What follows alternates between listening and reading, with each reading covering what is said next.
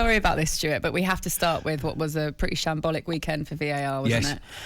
So, West Ham, let's start with this one because they were denied a last-minute equaliser against Chelsea, and that's after Jarrod Bowen basically was judged to have fouled keeper Mendy. David Moyes and Declan Rice both were fuming about it.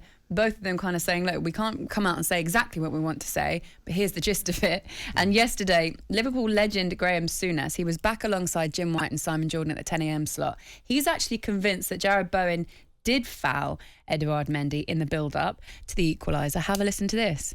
This is my take on it. First of all, he stumbles. Jarrod Bowen stumbles prior to going for this ball. When he gets to the goalkeeper, Mendy, he's actually on his right foot is showing 6 studs to the goalkeeper. Now that, for me, is endangering the goalkeeper. It's not like I'm trying to jump over him. It's a different kind of movement, action altogether. I think he's showing 6 studs towards the goalkeeper with his right leg. And Jarrod Bowen has no history of looking to hurt people. And I think maybe the reason that happened was because he has a stumble prior to him setting off before he gets to the goalkeeper. So for me, I think the referee got it right. So they were right to deny the goal? Yeah, I mean, people will focus on his trailing leg catching Mendy, and Mendy rolling over and holding his shoulder. But I think it's more to do with his right foot where he's showing 6. Interesting. Okay, there you go. That's what Graham Souness had to say yesterday. What are your thoughts on that? I think what it does, I think everyone respects Graham's thought process. He's been in the game a very long time, and you know, listen, I hang on his every word when he's speaking on television, radio, whatever. It just shows that this game is all about opinion. You know, it's really difficult to sort of turn around and nail it. From the offset of VAR, I wasn't in favour. I've got to say, I was probably one of the few people, one of the few dinosaurs that everyone was saying, you're an old dinosaur, blah, blah, blah. I said, personally, I can live with a referee's decision.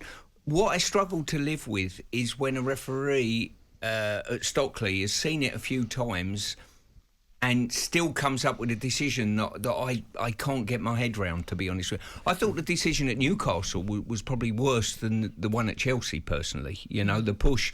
A player doesn't fly into a goalkeeper like that and endanger himself if he hasn't been pushed, you know. So that's the one. A couple of things, what we've got to understand as well. I think goal line technology and the offside on VAR have been brilliant. That's my opinion. In the vast majority, near enough 100%, they are right. And you get some people saying, well, he's offside but only a little bit. Now, hang on, where are you going with this? So they're the two things I would keep. I would be quite happy to let the referees referee the game. And I've said that from the offset. Let them referee the game. If they get some right and some wrong, I can live with that. They've seen it in one-time action. We're not going to do that. VAR is going to be in forever. So fine, let's get our heads around that as football people. I've always said that someone with a footballing background should be at Stockley Park. Now, the LMA could supply a manager that's been out of work. So this manager has probably played the game, he's coached the game and whatever. Like you? Of course. I'm not out of work. I come in here with you two buffoons on a regular basis. So they're slightly different. That's what I would do. I'd have someone there with a footballing background. If nothing else, it would appease probably the managers and the coaches in the game and the players as well. And help the referees. This is all about helping the referees come to a better decision. Sometimes, Stuart, when we watch them take a really long time, getting up to 5 minutes, really labouring over these decisions, lots of different replays, slow-mo, real time. Sometimes I wonder whether the pressure of the situation, it can get to them a bit too much. Well, put it this way, I'll give you a pressure decision that I saw from the weekend. Ericsson getting fouled at Old Trafford, okay? No. Now, that is a big pressure decision in regard to someone going over to the monitor. At Old Trafford, the Stockley have sent him to the monitor to have another look, so there's that pressure as well. Every time someone goes to the monitor, there's an expectation the decision's going to get turned over. And I've always felt as though if you've got Stockley Park there to make decisions, don't refer it back to the referee. You're the one seeing all the slow motions. Make a decision. if it's going to go and you think you're going to overrule the referee, do it. That's a tough decision for the referee. Hard, isn't it? Because they kind of said we don't want to re-referee games, and we only want to intervene. We only want to intervene when it's clear and obvious. But you're right, by saying come to the monitor and have a look, we're basically saying you've made a clear and obvious mistake, and if you still stand by your thoughts on the pitch, you have to be a pretty strong referee to be able to do that when someone's literally two of your colleagues that you might know really well and worked with are saying, I think you got that wrong.